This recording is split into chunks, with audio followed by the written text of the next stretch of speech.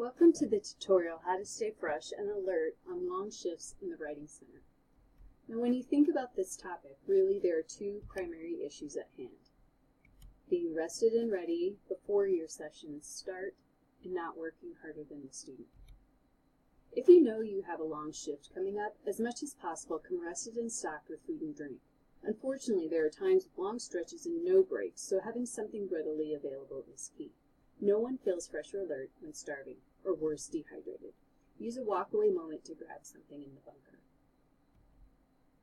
The next goes under the precept, don't work harder than the student, which can be divided into even more precepts. So the first, remember that you are a writing advisor. Nothing wears you out more than struggling with other issues for which you are not, in fact, the best resource. For example,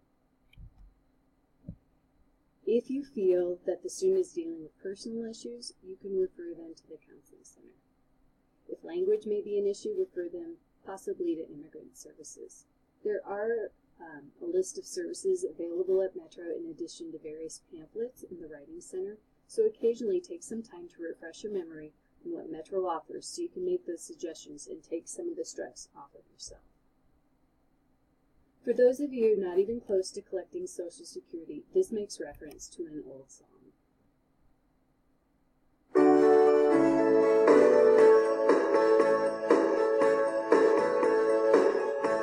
And when I see the sign that points one way,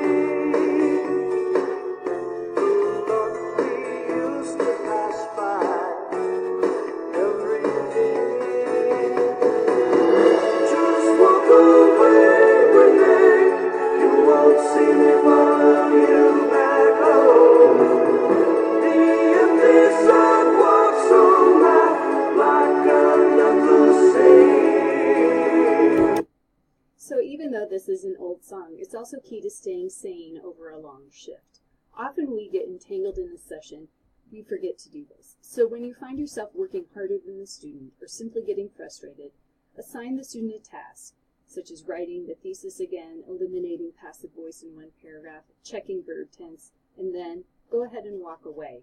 Such disengagement often opens up new insights or strategies for both the student and yourself, and it also gives you a small break to refresh. Next, ask for help. We've all had sessions that are difficult in a number of ways. The student could be combative, they might have questions in a style you're not familiar with, or any other situation where you begin to feel worn out. At these times, it's perfectly fine to say something like, gee, I'd like to see if Pam, Brenda, or whoever, whatever lifeline is available to you, has some ideas on this, or is more familiar with it. Knowing you're not alone is a great stress reliever. And then, of course, take a break.